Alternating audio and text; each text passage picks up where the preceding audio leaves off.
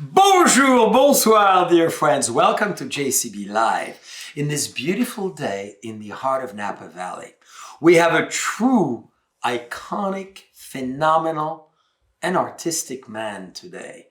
He graduated summa cum laude out of Yale. He's a brain. He's an intellect. On top of it, he speaks French better than I do. He actually teaches me some grammar once in a while. He founded an incredible winery with his beautiful wife, as you could see, Arietta. He'll tell us all about it. And he's been helping America and Napa Valley to raise a lot of money over the years because he is the very iconic Fritz Hatton that you've seen at the Napa Valley Wine Auction and all around the United States and beyond. He's flamboyant, he's sexy, he wears the bow tie like Churchill, and he's full of culture. Are we ready? The cabaret for him. Woo-hoo!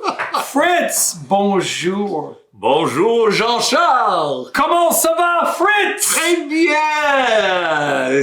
Spécialement avec toi, Jean-Charles. Moi aussi. Je peux te tutoyer. Oh, mais bien sûr, cher ami. Et on se tutoie depuis 20 ans maintenant. 20 ans, c'est vraiment? Hey, 20 ans. 20 ans we've known each other. That's right. Where did it all We were start? both young and almost at school. I was trying to get into Yale. One got accepted, one didn't. Here we are. Jean-Charles, you've done better than us all. Ooh la la, I barely graduated of high school. You graduated summa cum laude in Napa. That's right.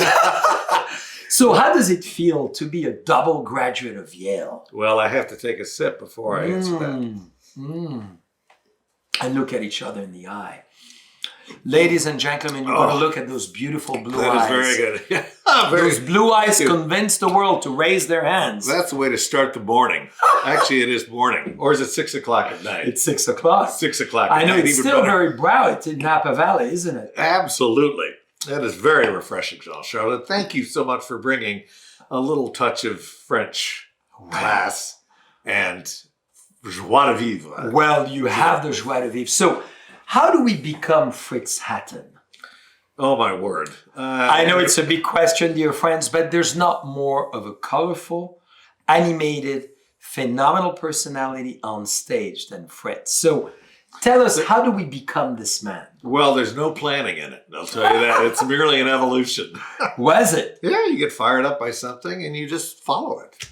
I mean, Follow you your have passion. an amazing career at Christie's. And tell us about this history that led to become the most amazing auctioneer in the heart of America for wine. Well, I never thought I'd be an auctioneer. You know, in the United States, the idea of the image of an auctioneer is someone who sort of sells hogs and real estate and broken down machinery and whatnot. And Well, you accessorily sell so hogs. they, you know, heap it a whole bit, heap it a whole bit, heap it a 30,000, heap it a whole bit, you know, $32, heap it a whole bit, heap it, completely shutting out those who don't know what's going on, so the pros can get in there and make their That was keep the very energy going. good. How do you practice But I this? don't do. But if anyone said, "Do you want to grow up to be an auctioneer?" Yeah, I would have thought they were crazy, or certainly rather sort of, you know, there was kind of a put down for sure. in a way. But the English style brought to this country by Sotheby's and Christie's is much different. It's oh, well, now we have this painting, and let's open it $20,000. $20,000. $22,000 to the gentleman in the black suit. $24,000 to the lady in the lovely pink hat. At $26,000. $28,000 now. So it's a totally different style. But, I mean, long before then, I grew up interested in music. Not the fine arts per se, although my father was pretty cultivated guy, and not only was he was a Francophile, and he was an amateur musician, and he loved art also. So we had that around the house, and my mother was always very ambitious for us to do something with it, and I started playing the piano at age 7. Wow. So you've been a musician all your life. Yes, more or less. My grandmother, who was a widower, adopted me as her date for the local concert series in Grand Rapids. And starting at age 4, she would come and get me and take me to the symphony. Wow. And Fantastic. I got interested in classical music that way.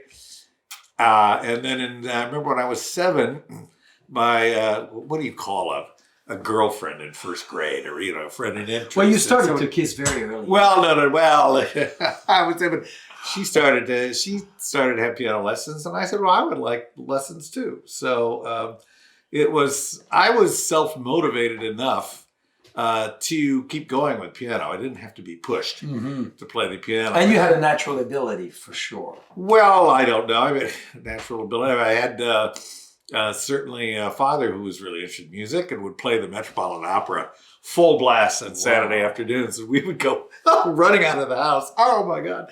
The screaming Birgit Nielsen. But you loved it. But, well, I really got into opera when I was in college. Actually, when I got away from my father. And, of course, isn't that funny how you get interested in things that you don't like when you're away from your parents that your parents love? For sure. So that's when my love for opera developed. But I was a young piano player, and I started to play the French horn also. We were sent off to music camp. Wow. And so it was a marvelous thing. They had something called music exploration. Yeah. So at age 9, I was shown how to play all the instruments in the orchestra, and you're sort of rated on your aptitude. And they said, you're best at French horn and oboe. Oboe. My father had been an oboist, so maybe that was part of that. But I decided on the French horn. So actually, French horn became my primary instrument of interest until the end of high school. And piano sort of took a somewhat of a back seat, but I continued to study. And Could you make a few sound for us of French horn? That would be quite exciting to hear, don't you all think? Well, you need a mouthpiece. Yeah. Bum bum bum bum bum bum bum bum bum bum bum bum bum bum bum. So, wow. Listen to that. He does not even need the instrument. The instrument is right here. We're going to hear more, I'm sure. That's the opening of the Strauss First Horn Concerto, which I remember playing in a state competition. And I got to tell you, grade. that Strauss that you've mentioned is often on major French celebration, as you know, the one we play. Whether it's 14th of July, whether it's other big community celebration in France, that's the one we play. What, So Strauss? Richard Strauss or Johann Strauss? Johann. Oh, well. Uh-huh. That's the Blue Danube and all those sort of... I love the idea that the French want to do something Viennese. Well, we love it. The Viennese Still influence. recalling Marie Antoinette, who was from Vienna. That's it. I love that. And we still have that nostalgia of her. But so then, 9, 10 years old, so you play a lot of music, and then you go to music school in a way. Well, I went to music camp in the summers. I was shipped off to, and I wanted to boarding school when I was 14 on the East Coast. I had a marvelous piano teacher there, Klaus Goetze, an old German fellow. He did look like a portrait of Brahms, really, at the piano. And he said, we'll do the scales now, and he said, do the arpeggios and whatnot.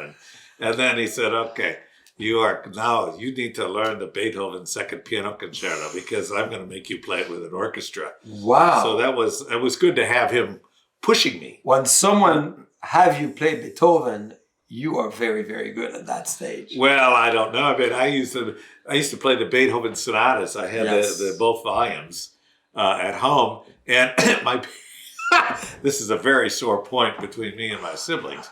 My parents would allow me to go practice the piano while my siblings had to do the dishes. Ooh. So they still... We know the favorite boy. They still remind me. That's right. I'm sure. Yes, I was... so you play really professionally? I've done a few quasi-professional things, but when I was in college, I thought I went with the intention of being a music major. But when I arrived, I realized where I went, which was Yale. I didn't really kind of check things out in advance. So I showed up and found out that you could not get credit in performance. Really? So it was only going to be music theory or music history. And music history was so dry to me. I like to actually do it rather than study dusty medieval scores, which was in vogue back then. So I thought, darn. Well, okay, and I didn't have someone pushing me, so I got involved in amateur theatrical productions, some musicals, and we did some really interesting things. We did the first non-professional production of Sondheim's Little Night Music, and that was the fall of '74. It premiered actually in London. I had come to New York, and one of the cast members was Steve, and a classmate of mine was Steve Sondheim's goddaughter. So she was able to get the score in manuscript form. So we were playing; it was imprinted, Big deal. and it's a really complicated show. It's marvelous, and that was a wonderful project. And then I was played the piano for a Sondheim review before Side by Sondheim even premiered. So that was 4 cabaret artists. It was cabaret and an hour and a quarter of... Hence cabaret wines for you. Exactly. Here's to the cabaret life. Well, here's to the cabaret. We should reopen a cabaret in Napa Valley. Don't you think would be great? Absolutely. Would you perform on stage? After a glass or two of this, yes, I might. And wouldn't it be fun, dear friends, to have a cabaret in Napa, or even in San Francisco for that matter, but something of that caliber? Well, the Opera House is sitting there, Jean-Charles. Maybe that's something to... Well, they tried that. It's a bit of a large... in the ground floor of the Opera House. So that's something we do. But cabaret in Napa, there are a lot of... there really is a great musical culture in Napa. Some of it's rather... a little bit maybe out of sight. Some is inside. It's a small valley. For sure. So it's a big name, but a small valley. So there's not a lot of people to support larger performances. And but San Francisco being so close by, I think it would be great to establish the cabaret feel the real way from the 20s, the 30s, the 40s. Oh, yeah. With all the talent of music and dancing and performance and wine and food. Well, I mean, we have people like Vanessa Conlon here who could sing La Vie en Rose, and if we could convince her to go back and sing. Certainly we can. And if someone can, you can. Well, I'll drink to that, Vanessa. I hope you watch it. I did get her to sing at our house for a little while when she so you were better than me, because on JCB Live, she just did, oh! That was nice, but that was it. Well, you have to actually sit down and play the piano accompaniment. That's it. And then maybe next time we do a trio with her. Wouldn't it be nice? That would be fantastic. The end of Rosencavalier, the three of us. Would be she can handle a soprano, but can you do the alto? Well, you can do Baron Ox. That's it.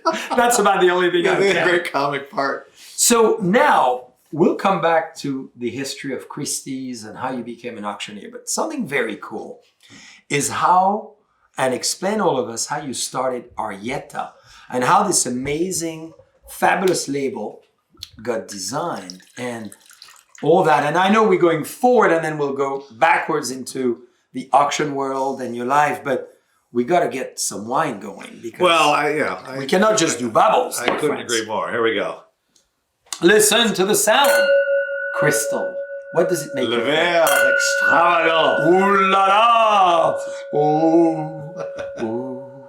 Ladies and gentlemen, Jean-Charles Boisset. With Fritz Hatton.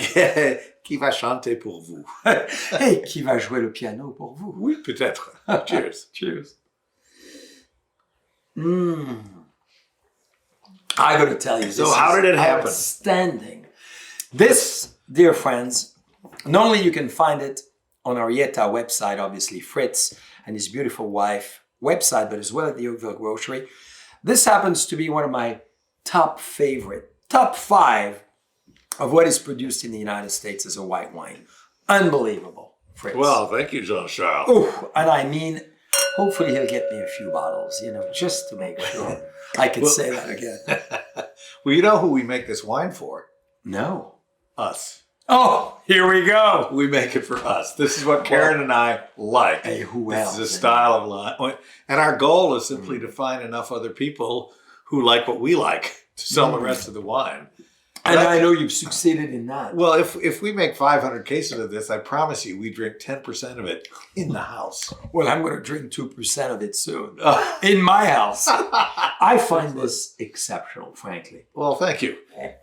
So what is it? It's a white Bordeaux style blend. I mean, what we make are Bordeaux style blends. And we love Pinot Noir and Chardonnay, but we kind of stick to our knitting. What are the grapes that grow best close to us here in Napa. And our fantastic winemaker, Andy Erickson. For sure. Where he made Pinot for a little while, but finally said, it's so far to drive out to the Sonoma coast. And he bikes anyhow. It takes too long for him to bike over there. And he doesn't have a helicopter like Jason Pallmeyer did. That's right. Or Heidi Barrett. Correct.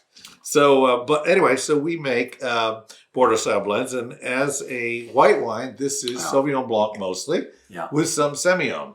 But we do a lot of things to this wine to make it what we want, which is a wine that has a really bright start, but then a rather grand finish. So how do we keep it bright? And as I mentioned, my father was a Francophile, and I spent my first 20 years drinking mostly French wine and European wine because I was living on the East Coast. Midwest, East Coast. I didn't show up in Napa consistently till 1992.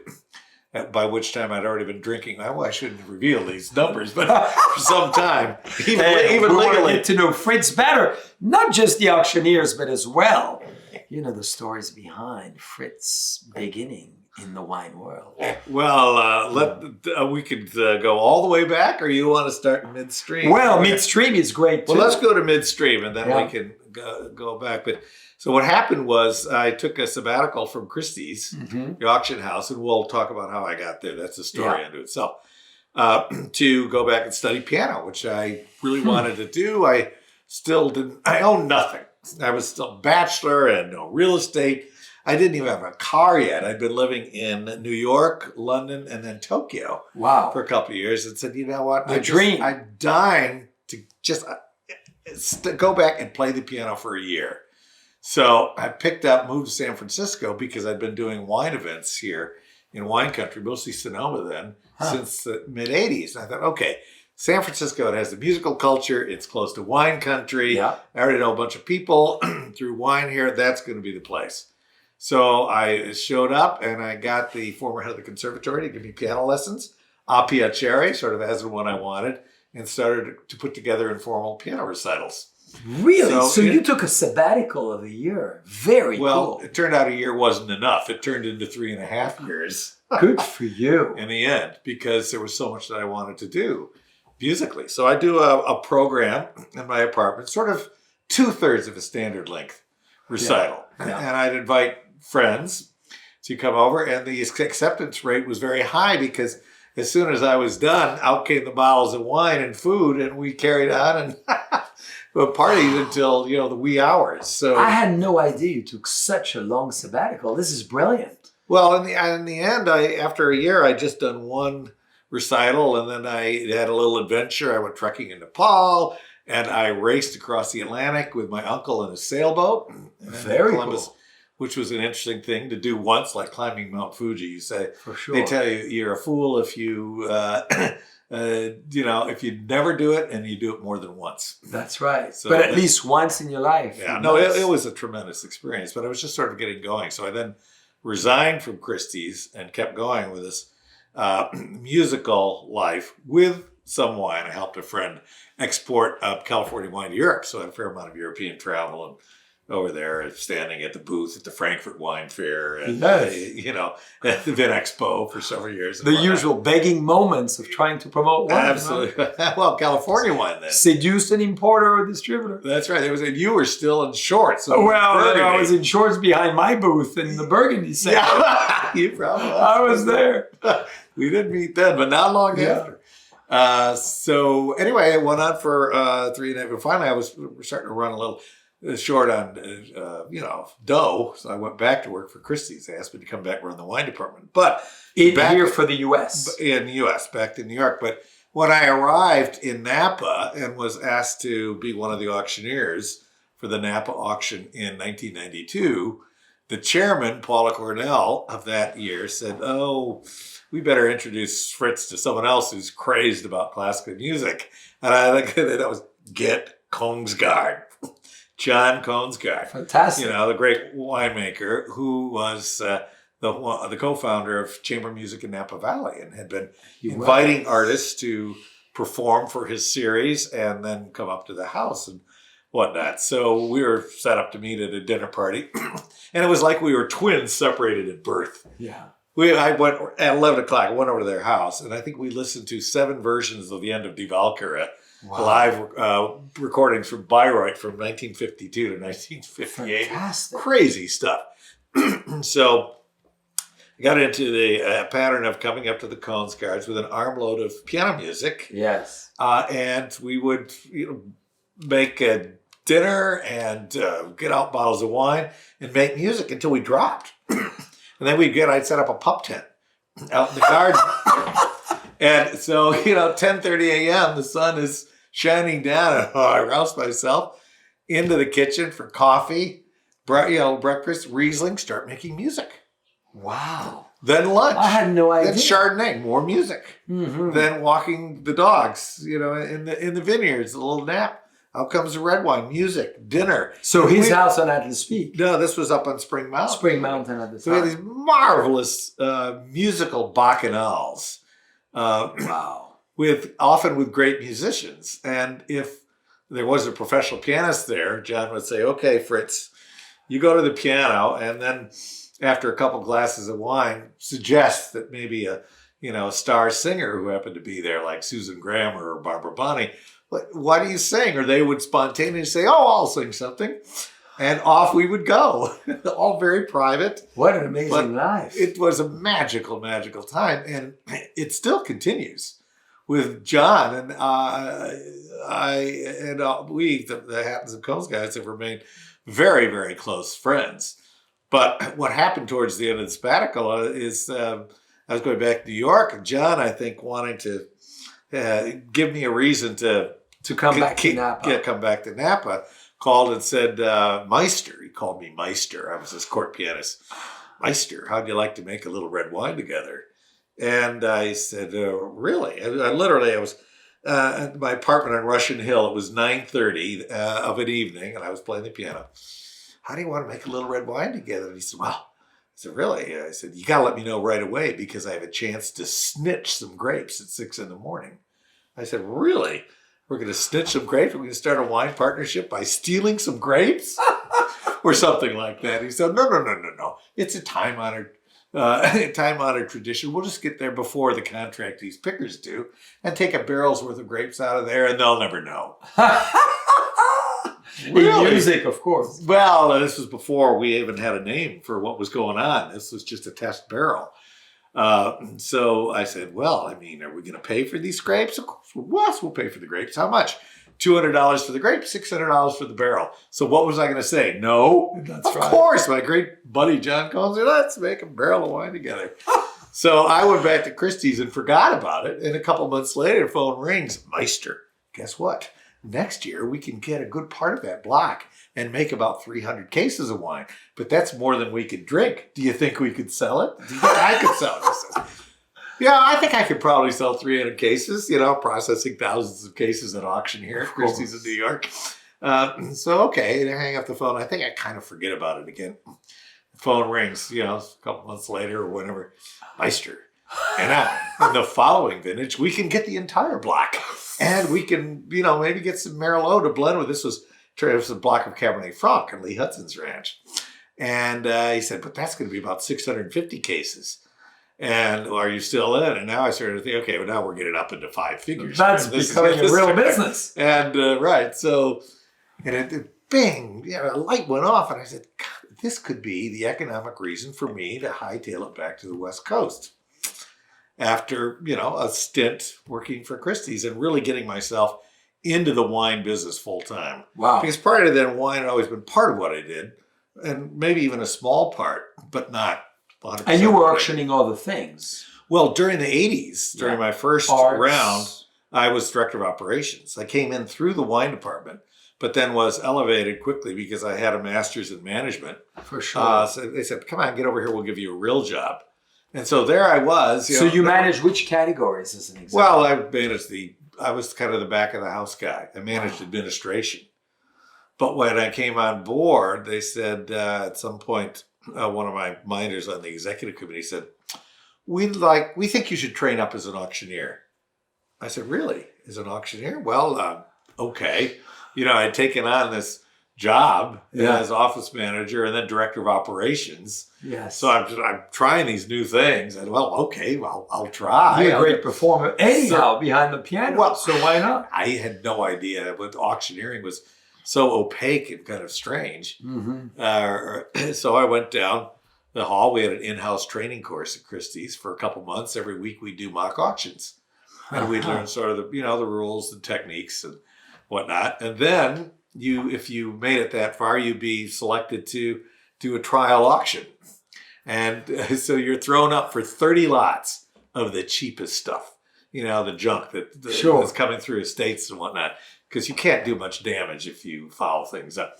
So I remember doing my first 30 lots of cheap, half-broken mirror, chair with 3 legs. I doubt that, but you sculpture performed well. without an arm. And he did well. So I survived. I was terrified. I think it's, it must be like going on the stage of Carnegie Hall for the first time. Yeah. Which I never made it. So anyway. Well, it's still time. Well, you never know. But I was terrified. But if you survive those 30 lots, then you go back and do 100 lots.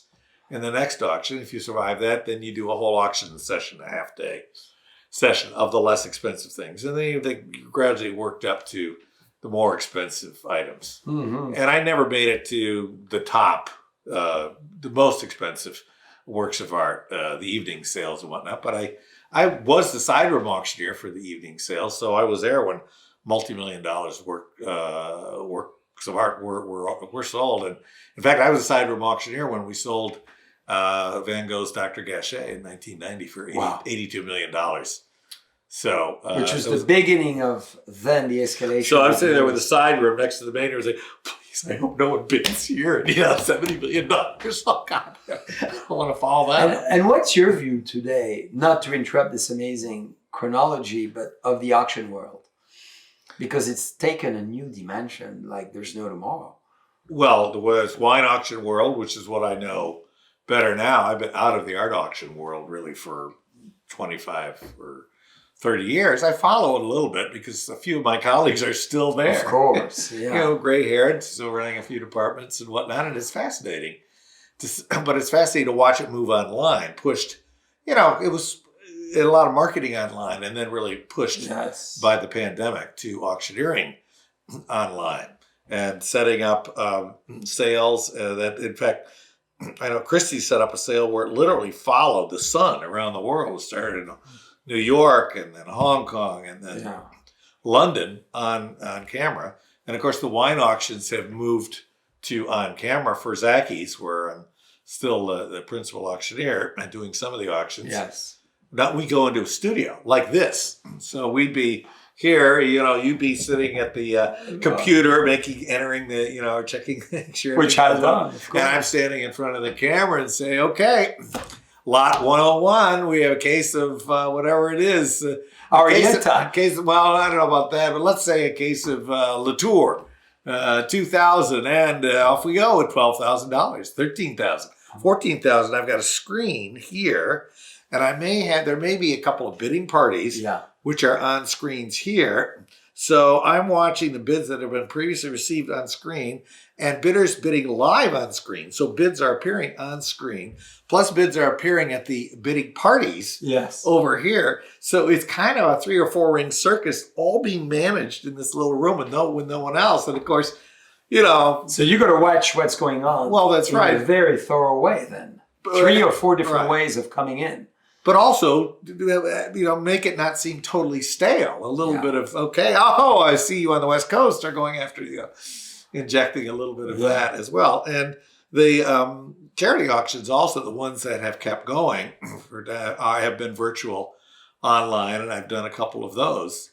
In fact, the Wineapalooza auction here for Jameson Animal Rescue Ranch, we did last July, and it was a lot of fun. It was scripted, but Som TV scripted it. So we literally acted out these little vignettes as a prologue. Which we're very excited about. And then came on, and Vanessa and I did it. It was kind of like you did it the morning show. We do it together. And we see it sitting at just like this and taking bids on screen from a live audience, and we had hundreds of people watching. Well, explain what it is, because we're going to be part of it this year, as you know. Vanessa enrolled us, which we've been, indirectly supporters of. I think it's a great cause. Well, it's a fantastic thing. It's obviously an animal rescue organization, and it rescues a wide range of animals: dogs, cats, pigs, sheep, Giraffe, if you have one, alpacas, birds, llama sometimes, a loose elephant. There it goes. Oh, look at the leopard. Oh no, that's a cheetah. No. That's I okay. think the animals you have around here are too late to rescue. But they may wake up. Right. But it's a very successful and fun auction. Monica and David Stevens started it, of course. They really run it, and they're so passionate about animals, and that passion is communicated to the supporters, and they raise $1.5 million, Which is amazing. But then, so you started your own auction company after all that? No, basically. I never started really a company. I have a little LLC, which is my, on-demand auctioneering. Which you do all around the gig. United States and beyond. Well, mostly the United States. Yeah. Very little offshore. But I still do. Before the pandemic, I was doing about 20 auctions. I used to do about 30 auctions. Which is a lot. Charity auctions. Well, in Two a addition month. to Arietta and commercial auctioneering. That's right. It's a lot. So I think I'll be a little choosier, I think, going forward, because Arietta is doing so great now. And it's just Karen and me running That's amazing. Arietta. Keep it obviously very lean. This is not a vanity project. It's a heck of a lot of fun. For sure. But, it's got to pencil out.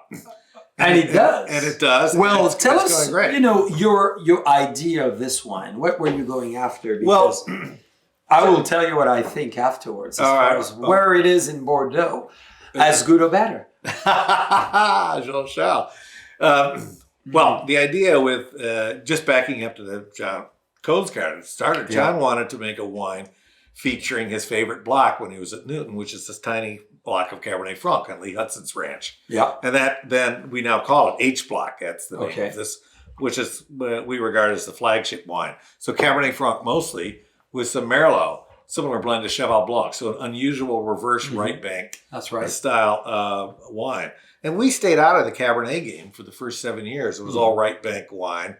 But then when we separated the Cones Garden Arietta brands, we said, well, we need a white wine. But we're making Bordeaux-style blends. Let's not make Chardonnay. Let's make a Bordeaux-style white wine. So it's so good. At that point, we brought on Andy Erickson to take over from John. John was moving up to Atlas Peak and building out the Cones Garden brand. And so Andy got the hint. We said, well, literally after we had a lunch and he agreed to come on board, 10 days later, he came back and said, I found a fabulous source of Sauvignon Blanc grapes. Wow. And I said, great, where? And he said, well, Sonoma Mountain. I said, wow, Sonoma Mountain. And I said, ooh, Sonoma Mountain. Next to the Zen Center. Well, we have all this stationery. Brings that peacefulness. All the stationery that says Arietta, Napa Valley red wines. Do I throw out thousands of sheets of stationery and envelopes? And then it took me about 10 minutes. I said, oh, no. We're all right. We're still Napa Valley red wines. That's it. The white wine, actually, the Sonoma, well, it's okay to have some. Anyway, so the Sauvignon Blanc comes from Sonoma Mountain, a hillside site, sloping gently to the northeast up in the bench. Yeah. Called the Farina Vineyard. It's not very well known by its name, but it had just been grafted back over to Sauvignon Blanc, so we were the first ones in. And then John Kolsgaard, who's still involved, said, gosh, we've got to call Larry Hyde. He's ripping out a Semillon. He has his original block, and let's see if it's still there. He hasn't ripped it out. So it was literally sort of a stop the wrecking balls call to Larry Hyde, and he agreed to save this 3/4 acre block for you of Congress Springs Semillon for us. And it's 40 years old now, and it's kind of on life support. And Larry's so passionate. Yeah, for sure. And his son, Chris, is so passionate about these varietals that they've gone to UC Davis so we can basically create a Selección Massal from that. And it took Davis 5 years to clone up the clonal material and get it devirused. And so they're keeping this going. So anyway, Which those is are the best is Massal selection, dear friends. those are the special sources You observe for the the site. market, 5 years test, and eventually you can replicate it as such, which is really the way we in Burgundy, not where we make Sauvignon Blanc, do it. Right? And it's very exciting. What a wine. Well, all right. So how did we create the style of the Yeah. wine? And of course, Karen and I really like the acidity to be very important to us. Yeah. I mean, Karen once said if we ever made Chardonnay, we're making it in Chablis, which shows you the style. We can help you there. Yeah, okay. Well, it could happen. Jean-Charles. Could be a projet pour nous. Strauss music or Chopin Mhm. or maybe Beethoven. Who would you want with Chablis as a music pairing? Chablis. That's an interesting question. Maybe Mendelssohn. Ooh, Mendelssohn. Lively. Yeah. Right. Which is, and the oceans and the oyster beds. The Hebrides, right. Exactly. Ooh. But Like just Mendelssohn. back to the White Keys, how did we create the style? So we had this kind of Francophilic idea. But so Andy and Annie and Karen and I spent an afternoon tasting a wide range of Sauvignon Blanc based wines. And we all ran out. We came back, we had 45 bottles of Sauvignon Blanc based wines. So New Zealand, all over the world. France in various locations, White Bordeaux, Loire, of course, here, Sonoma, Napa, Santa Barbara. And so we went out, we pulled all the corks, and we just went up and down the rows to come up with wines that we liked. And I remember the two finalists for me in this whole group were a Domaine Chevalier Blanc, Yes. 01. So Semillon, Sauvignon Blanc and Semillon. Yeah. And interestingly, a very clean wine was Adam Tolmach's Ojai Vineyard Sauvignon Blanc. I don't think any oak, probably all the same, but just very, very clean. And my memory is that I would like to combine those two wines, and that's what I want. So the bright start, the cleanly, the exciting start, and then a broad finish from the Semillon. So Andy then said, okay, we're going to barrel ferment this wine to give it the, a better texture, richer texture, a little more concentration. And you barrel ferment both grape varieties blended together? No, everything is kept separate. Okay. 3 different clones of Sauvignon Blanc, and there are actually 2 clones of Semillon. And then we use about a third new oak. So it's a blend of new oak, second use oak, and stainless steel barrels. Ooh. So the ultimate recipe. So then we go to blend in, say, March and April afterwards with 14 components spread out. Okay, there we are. And at the beginning, we would put some aside. And I think we rejected about 40% of it and created the first White Keys. And it's evolved since then. And now we don't reject very much because we've focused in on what creates this very cool style. So what music with this wine? Well, we talked about Mendelssohn, but the music that's on the label is the Arietta. All right, so we back up to the creation or the discovery of the name of the brand. And naming a brand, as you know, is not easy because you think of all these great names and, oh, darn, it's taken already. So we struggled for a year. And finally, Karen said, when we had to come up with a name to bottle our first wine in 96, Karen said, look at your music books, you guys. You're crazy about classical music. I said, well, I've already done it once. And look in your music books.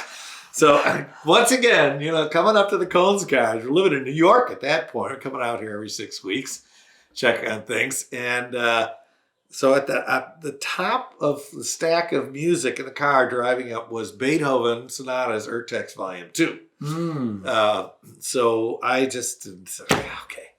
So I just threw it open, and it fell open to the Arietta movement of the last Beethoven Piano Sonata. Meant to happen. I looked down, and I couldn't believe it. I got goosebumps. This has got to be it. It's a famous moment in classical music, especially in the piano repertoire. It's the end of Beethoven's, near the end of his career. He's been deaf for a long time. He's basically inventing romantic music in his head. Yeah. That he cannot even hear. Oh, he can hear it well in his head. In his head. But he's deaf at the time. Correct. Right? So he could never actually physically hear it. Yeah. And it was, of course, it was radical at the time. Musicians would say, this is unplayable. I mean, this is kind of strange. And now, of course, as time has evolved, it's canonical. It sounds fabulous to us. But what's most remarkable about this particular movement, the second and last movement of the 32nd piano sonata, is its structure. It starts with an Arietta, and Beethoven so indicated. And this was, so we took the score, the manuscript, a fragment of it from, it's the originals in the Berlin, in Germany, in the Berlin Library. And Beethoven indicates Arietta, so we highlighted that in gold. And then the tempo indication, Adagio molto semplice e cantabile, so very slowly, simply, and songfully. And then these are the first two bars of Beethoven's chicken track-like handwriting. And he was really passionate. He just cross-outs and scratches or ripping paper. He was the opposite of Mozart, who was the one-breath wonder. I mean, so he's very passionate in his writing. So if you give this to a pianist, some can figure out what it is looking. Do you want to give us an idea of the sound with your beautiful voice? What, the Arietta? Yes. So Arietta means little aria. So song. It starts with a song which goes la la la la la la la la la la la la la la. So that's the opening. Very simply and songfully. But then that little aria expands into four variations of increasing layering, complexity, harmonic explosion, tension, and finally reaches a state where it's subdivided so much that it goes into sort of this quiver or trills that last interminably and very difficult to play, but it takes you to a sort of a stasis. Which you think of Philip Glass or modern composers bring you to a point where you're just hovering in vibration in the air. You're in a state of nirvana or exaltation. So the movement takes you from something simple and natural, a grape, as the wine does, through as the experience of tasting wine does, through experiencing layers, complexity, counterpoint, balance, harmony, tension, all those things, which is the interrelation of wine and music, to a state of exaltation. Yes. Which is where great wine and where this wine takes us, exaltation. I love that term. And you've succeeded to make it in the bottle and on the label. What a beautiful voice. Well, when are you performing at the Lincoln Theater? No. I'll stick to the keyboard. I doubt that. That was pretty good, don't you think? Well, let's finish this glass. I know you can. Oh, yeah. This makes me think of the best ever Bordeaux with the Loire Valley as well. I love those two regions. And I got to say, dear friends, you must have this wine in your cellar. This is outstanding. So now you need to tell us how you came up with this beautiful package. I'm going to back up for 1 second. Yeah. On the White Keys, we pull this idea of the Arietta and the music into the wine. So when we can. So on the White Keys, I was trying to sing in C major. But anyway, the name comes from the fact that the melody of the Arietta for the first 32 bars, or 3 minutes in real time, is played entirely on the White Keys of the piano. Wow. So it's a silly little musical factoid, but it's a way to link the wine to the Arietta. I think it's brilliant.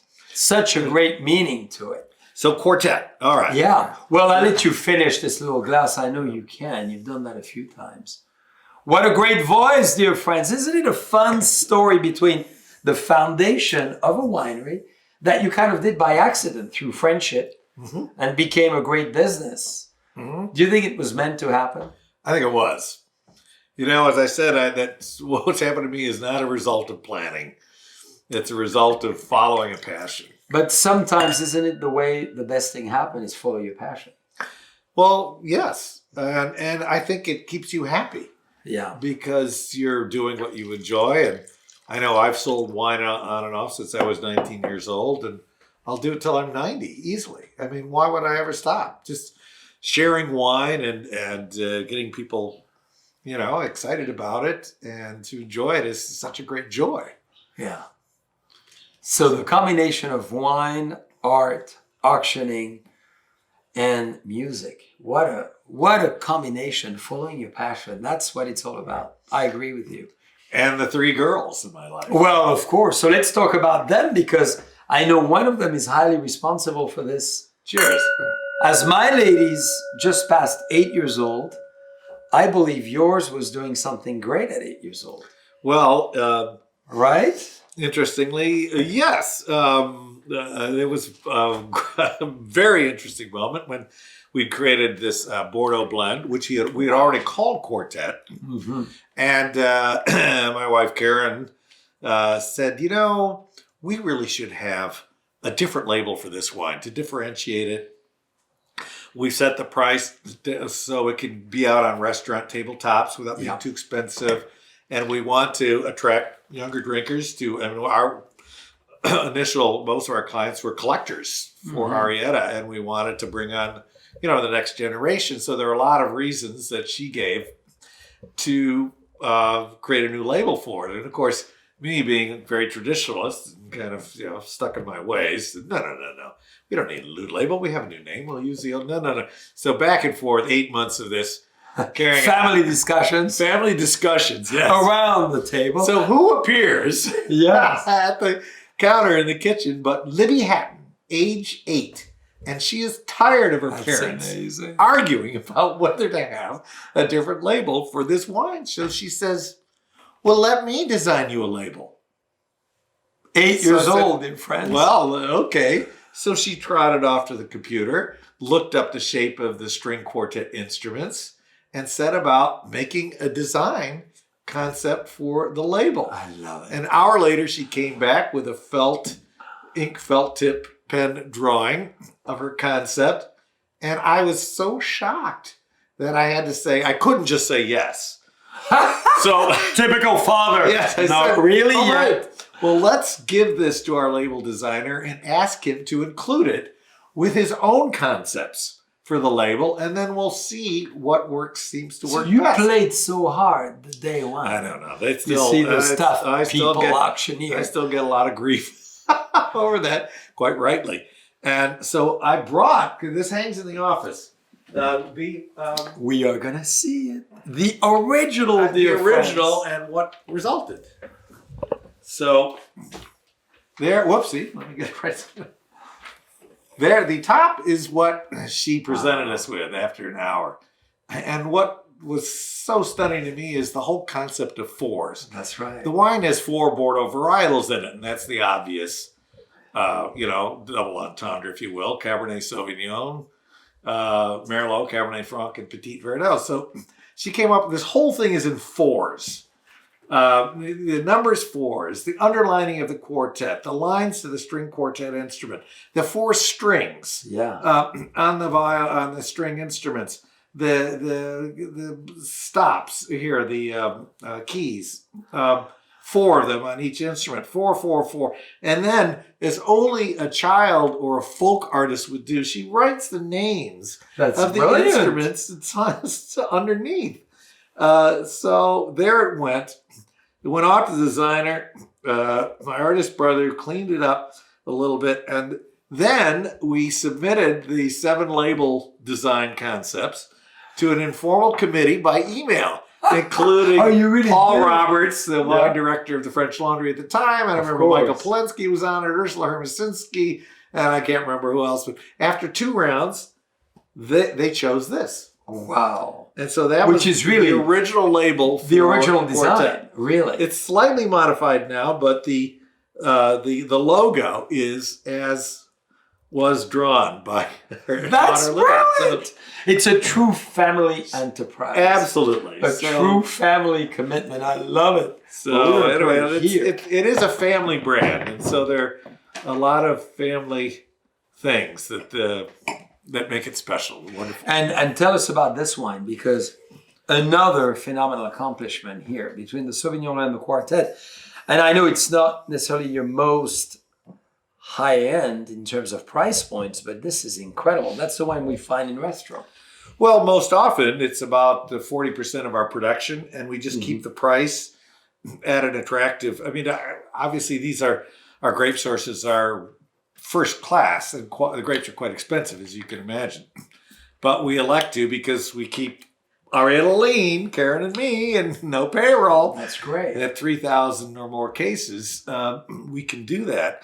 And we keep the new oak a little bit lower in this because we know it's going to be served. So about 1/3 new oak. Restaurants can't afford to hold on to wine these days. And it's really become a great sort of door opener for Arietta. So we're expanding the production gradually. The grapes now come from Coombsville, our 2 Cabernet sources, and then Lee Hudson supplies the rest. Great. Lee, of course, our primary grower, and we're very, very close to Lee Hudson. So the Merlot and the Franc are all from Hudson, and then we kind of take a little bit of Petit Verdot from one of Andy's other clients. Yeah. The little dabble do you. Which makes a big difference. I mean, I'm a big fan of Petit Verdot, very sensitive to it, and you feel it, and adds that je ne sais quoi to the herbal quartet. Absolutely. In fact, our assistant winemaker, Patrick, that's why I was late. Yeah. He's in the office. Try this. This is what we're going to, a little Petit Verdot. It's going into the 19 quartet before we put it in there. So literally, it's a Petit, I would taste the Petit Verdot. It's really good. It's a great, great source. Yeah. In Oakville, actually. Yeah. And so then we emptied our glasses and just kind of left the rinse of the Petit Verdot and put the rest of the quartet on top of it. And you could notice the difference. With 1% or 2% Petit Verdot. That's how subtle and subtle the wine world is about. 0.5%, 1% makes a huge difference. So now we go back to Christie's. You said you're going to go back to that time. How exciting has it been, and where do you see this amazing auction world going as far as wine is concerned? Well, of course, Christie's was my employer on and off for 22 years, sometimes off, most of it on. And then through 2002, the last part when I went back, it was a joint venture between Christie's and Zacky's. Yes. And that split in 2002, and I went with Zacky's. So I've actually been the auctioneer for Zacky's Wine since then. And Zacky's has launched a tremendously successful program. We basically created the idea of auctioning at tables where people would eat and drink and have fun. Very cool. Auction, which is what almost everyone does now. So, but how I came to Christie's is a little story in and of itself, because I never thought I'd be in the auction business. But as it happens, back in those days, I went to management school. I thought, having given up the idea of being a professional performer, that I wanted to be in performing arts management because I liked the world and I got along with musicians and I knew a lot about particularly classical music. And I thought at that point my dream job would be to serve as general manager of the Metropolitan Opera or something like that. So I was interviewing in New York. So you were really going to music. I thought, or maybe communications, the TV world, but related to culture. Yeah. But what do I do when I'm kind of casting about is I work in a wine store to feed the habit. Yeah. And while I was doing that and interviewing... To feed the habit. Well, support the love, shall we say, is great. Develop the passion is a better way to express that. A friend of mine called and said, my protege over at Christie's in the wine department got his job in the mailroom at... what's the great art agency? Rep agency. I'll think of it. And so they need someone to replace him to be the cataloger and the wine warehouseman warehouse person at Christie's who are trying to do their first wine auction in the U.S. I said, yes, that sounds fabulous. I don't care about anything. I'm just going to go over there. I want to work with great old bottles of wine. That's it. I'd already been involved. So when you want someone, you just go for it, irrelevant of the pay, irrelevant of anything. I didn't tell them that I had a new management degree. I just wanted to get in there and do that. It's a great advice for all of us who look for a path, just to go for Absolutely right. Just do it. Don't be too proud about your actual job. Just get in there and do something. Good advice, dear friends. Prove yourself, and you'll go from there. If you know that it's on the road to what you want to do. So there, $10 an hour, Doesn't You know, matter. You get to learn. Meanwhile, my classmates or managers were going to work for Goldman Sachs Yeah. and other things. But The this typical thing. This is so I didn't even tell them that I had a management degree. I showed up and literally was working in a 50-degree temperature control warehouse in Were you already wearing in the that Lower East? sexy bow tie? Perhaps I don't think I owned one at that point. I had to borrow a sport coat to go to the interview. And it was the turtleneck, Which probably lasted about freezing. 30 seconds. They said, "Oh, okay, fine." Here, so in I went to help organize the first wine auction. And Michael Broadbent had decided that Christie should really try to do wine auctions in the U.S. because in spite of all the restrictions, all the wine that was flowing from the U.S. because it couldn't be sold at auction, it was going to London. And then American buyers were buying it, and it was just being shipped back. He said, "That's so ridiculous." why not just staying there? Well, all of the legal hurdles. And so we got into difficulty because the state liquor authority in New York said, "Oh, yeah, we'll grant you a special license." And then the wholesalers piled in and went to a judge and said, No special licenses. That's not fair." And got an injunction to prevent it. So we moved it to Chicago. I was literally at my desk, Christie's East. I pick up the phone. It's the president of Marshall Fields. So here I am, this just wine cataloger. "Yes, sir. Well, we'd like to invite you to conduct your auction under our licensing umbrella in Chicago." "Well, that sounds like a great idea. Let me speak to the powers that be." And so soon enough, we had decided to transfer the auction to Chicago. We did it at Marshall Fields, and I stayed on until that first auction took place in April of 1981. Wow. But during that period, someone let it be known that there was a new person with a master's in management down in the bowels of the wine department. And they needed management help because the art market was exploding. Yeah. And it wasn't an obvious thing for MBA candidates to go to work for an art auction house. You were the obvious one. Well, from the warehouse to the top floor. So they said, "Come on, get over here. We want to interview you and give you a real job." Wow. So over I went, and they offered me the job of office manager. And I said, "Well, this is not the performing arts business, but it certainly is a personality-driven business. I can see there are a lot of divas in the art auction business. These specialists, some who are incredibly brilliant and very passionate about what they did." I said, "Okay, well, once again, I'll try it. This is kind of on the road to the environment that I see myself in." So 3 weeks after I came over, the gentleman I was brought over to work for just resigned. And the executive committee said, "Well, do you think you could do his job?" And I said, "Really? Well, if you support me, I'll give it a go." Yeah. So in the space of 3 weeks, I went from wine warehouseman and cataloger to chief operating officer, essentially director of operations of Christie's in North America by just dint of being in the right place at the right time. Do you believe it was meant to be? Well, I don't know. It can't happen. What can I say? But that's amazing that you seized the opportunity, though. You just said, "Yes, I'm going to give it a shot." Yeah. And I'm going to give it a try. And I'm going to, to all of us, it's a great inspiration. Well, it was a little...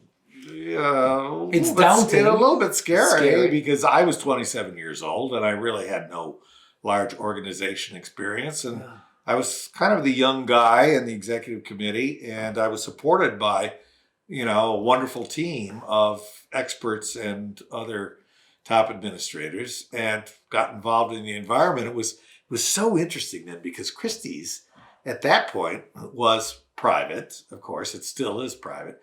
But the board, every member of the international board was British, and they all went to Eton. Of course. And so I would be invited over to some, meetings in London periodically, and I could barely understand what they were saying. You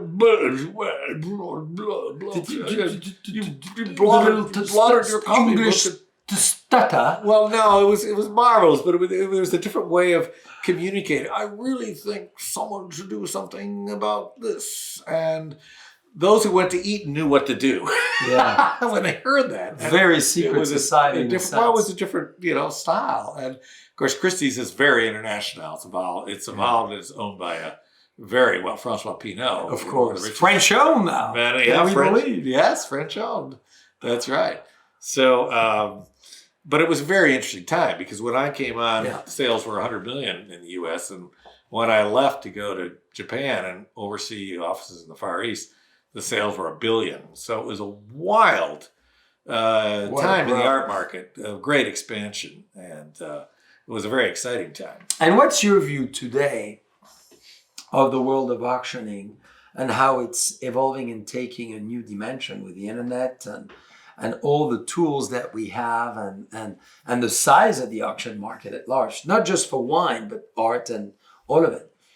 Well, it's obviously continues to grow pretty dramatically. Yeah. Part of it is the tremendous amount of cash that's sitting out there in people's, wealthy people's hands. So, I mean, for wine, most of there are so many clients who could buy an entire wine auction. Yes. The whole auction and not blink. That's it. But when you think of the size of a wine auction, $5 million, a big wine auction, maybe $10 million, that's a minor impressionist painting. Yes. A major impressionist painting is $100 million. Now, to give you an idea of the scale of it, but the buyers who are paying those prices are worth, billions of dollars, $20 billion. So the scale of it is really kind of daunting. It almost seems unfathomable to me. In particular, the wines that I was just working in a cellar yesterday of an estate, the last wines that we're going to sell at Zacky's. And they conducted a sale in 1997, which was $3.5 million then. If that sale happened now, it would be $30 million worth of wine, the same wine. So in art, similarly, and you look at contemporary art, the brand new artists, okay, wow, that's incredible. They get hot. And they're selling for 10, 20, $30 million. Jeff Koons, $100 million. You've got to be kidding me. Yeah. But I think, a lot of the debate is, okay, how much of this will work online? And, do we need to bring people back into the room? Certainly in wine. Yeah. And I think people will want to return to the room somewhat. Because the social, certainly with wine, the social aspect is so important of sharing wine. I mean, you don't share a painting quite the same way as you share a bottle of wine, which is a perishable. It's a moment that you want to do typically together. And you want to share. One other person, but maybe a group. Yeah. And so I think, for instance, Zacky's will start maybe in the fall doing some auctions where we have a room. Again, but so much of the bidding will be online. Yeah. And it's so international now. It's we have groups and the organization is so international too. We have a team in Beijing, mainland China, Hong Kong, West Coast, East Coast, all over Europe. Yeah. And there are bidding parties that take place in all these locations. And to be able to bring everyone together at that moment, they're not going to fly from Beijing to New York to be there, but some people will. And there's so many other ways to do it that is still very cool, as you said, the parties. Where do you think wine auctions are going? Well, I think they're going to the commercial auctions, and the charity auctions. Are somewhat different dynamics. I think the commercial auctions can be conducted mostly online. Yes. But I think charity auctions need to produce the best result, need to be social events.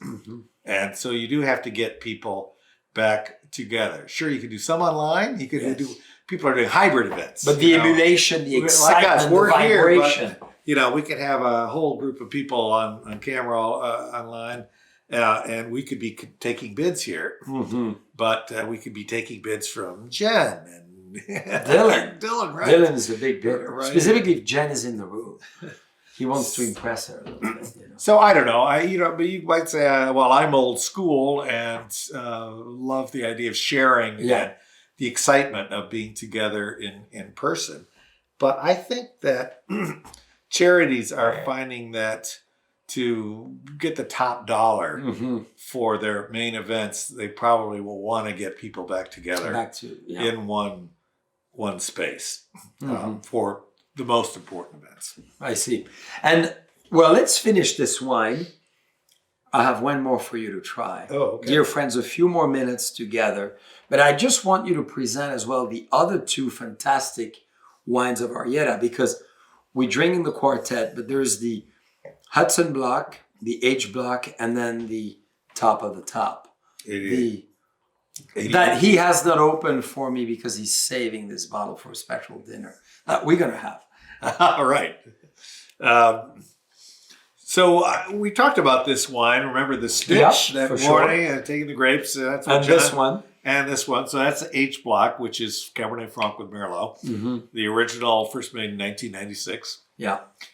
Which I'm a huge fan of. I love this wine and I love Cap Franc. Correct. So this is probably one of my favorite grape variety. And if we line up our wines and the tasters have experience with Bordeaux or drink a lot of it, they tend to gravitate towards this. It just has a kind of old world feel. I think it's that right bank style blend. Yes. That does it, the sense of sophistication and take me back to the old country. Yes.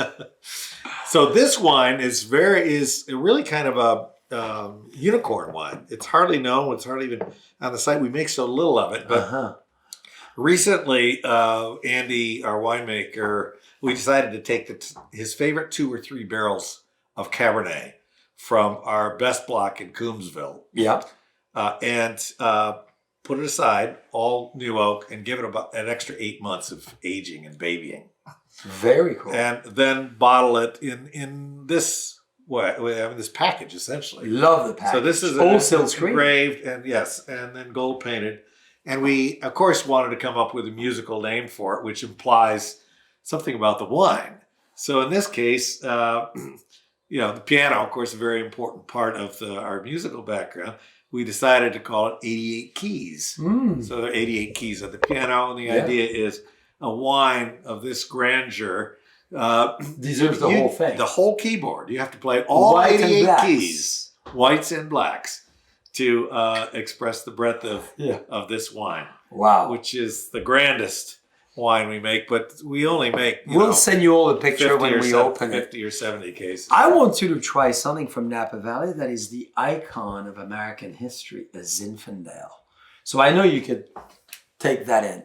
But as we try this wine, tell us about the foundation, Giergorski, that you are, and my pronunciation of Polish or Russian is not always as good. Giergorski? Yes. Tell us about that. Well, it's an example of what we do sometimes to blend the experience of music and wine. Piatigorsky Foundation, named after Gregor Piatigorsky, one of the world's greatest cellists of all time, who really was best known in the 30s and 40s, played with Jascha Heifetz and Artur Rubinstein in a trio. And anyway, he was a tremendous fellow. And his grandson, in his honor, started a foundation to take classical music performances into schools and into rural areas where the kids would never otherwise or might not experience it. So what we're going to do is a tasting of Arietta wines and talk about the relationship of the wine to music. In this case, it will be classical music, although Arietta means a little song. It doesn't have to be classical necessarily. And then the Piatigorsky Foundation will supply several of their musicians. So they'll do a little performance on Zoom, and then we will interleave tastings of the Arietta wines. Very cool. So the Piatigorsky Foundation supporters will be online. We're going to send out a note to some of our Arietta supporters if they'd like to join us for an hour of combining little brief musical performances by young professionals and a tasting of the Arietta wines. Love it. When is that happening? It's May 22nd at 5 p.m. So a month away, Pacific dear time, friends, if you want to join. 8 p.m. And if you're interested, we will set you up with the link. Absolutely. We'll put the link in the chat as we speak. And Jen is working on it as we speak. So Zinfandel. Ooh la la! A primitive wine. Exactly. What do you think of this? We wanted, besides the Arietta, a grape variety you're not producing necessarily. that is for all of us something we love in Sonoma, in the Dry Creek and the Russian River, is cool climate, but as well a great exclusive of Raymond in the heart of Well, tell me, where are you getting the grapes for your... right here on Really? this phenomenal Central United States. Well, you know, before Cabernet ever existed in the valley, there were the Primitivo Yes. and the other, of course, Italian varieties brought by immigrants. Yes. Primitivo, originally from, I think, Yugoslavia, and then planted in Italy. And it took a while, I think, for the geneticists to Yes. determine that this Zinfandel actually is the Primitivo That's right. grape. So this is one of the great originals. Now, True story. when I moved to California, I drank quite a bit of Zinfandel when I was hanging out over in the Sonoma side, because so much of it is made. There's some still here in the Napa Valley, but particularly in That's Dry right. Creek For sure. and whatnot. So this is terrific to have. Well, we do very much a tiny amount. I believe, 224 cases. So it's tiny, That's tiny. an Arietta amount That's an Arietta. for the for the JCB empire that you would Well, trouble this yourself is very for such a small. tiny We quantity. love it. We love it. Small is beautiful. That's right. And Fritz, what is the next thing? You've done so many exciting things. Give us a little insight of what is one of your dreams, besides having your daughter continue her amazing educational career and becoming on your side to take over Arietta. What else is there? Well, I think now that I probably won't travel 200,000 miles a year, Yeah. maybe just 100,000 miles. Yes. Karen and I are going to work on Arietta, doing events and expanding this idea of music and wine together. Yes. I don't know that we'll produce that much more wine because we like the individual nature of it. I mean, the more you produce quantity of any one wine, Yeah. the more kind of homogenous That's it right. gets. And if we keep these wines relatively small and very site specific, we can keep the personalities very distinct. But this year we're celebrating Arietta's 25th harvest. Oof. So we're going to have a little party. What of a century? With music, of course. Yes. And Will you play? Well, How are you going to perform? Karen has insisted that I try finally to play Beethoven Opus 111, the Arietta Sonata, which love is it. very difficult. Well, I know you played She's- fabulously, of course. She's putting me to the test. And she So- plays herself. Well, she sings a little bit. Yeah. She doesn't play the piano, but she will chime in, especially when our daughters start to sing. Which is amazing. That's going to be a true family affair. Oh, absolutely. So Libby turns 21 in July, and she wow. can then officially serve Arietta to friends. No, that she hasn't. Maybe inside of the cello or inside of the Well, in the home, where Yes. it's permitted in the home. She can but the kids, Hattie at 16, Yeah, champagne is her for star. sure. So that's one of the plans. So making Arietta a little, more present all over and Better you're known. spending more time. Yes, Right. on Arietta and making that. We've been kind of an insider brand. We are an insider brand. Yeah. We have very fervent loyalists who followed us, who buy it year in and year out. We sell largely to a mailing list, but we are at the Oakville Grocery. We have Of course. wonderful retail supporters.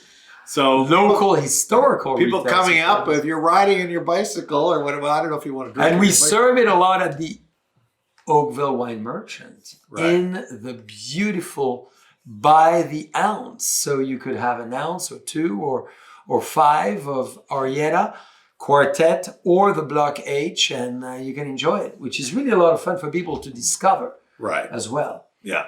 No, terrific. So now, last question. What a fun time with Fritz. Ooh la la.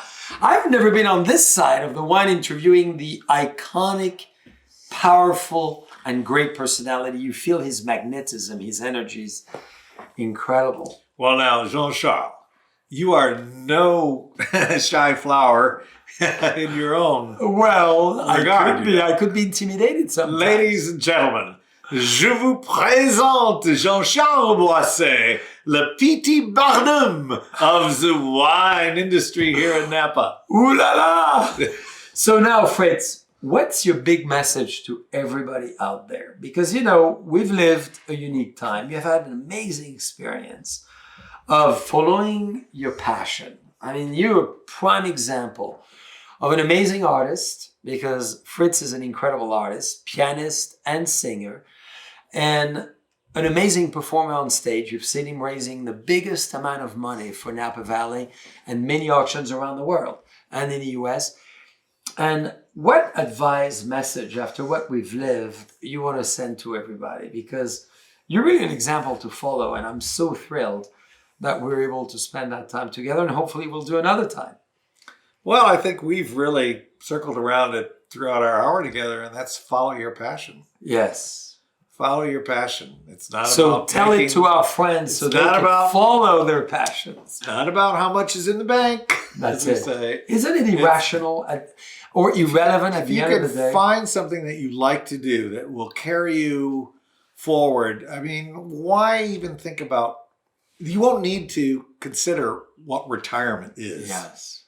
There will be no retirement. You will continue to do what you love. That's it. As long as you physically can. I love that. Do you want to finish with a little note? Maybe. Oh, or maybe an auction note?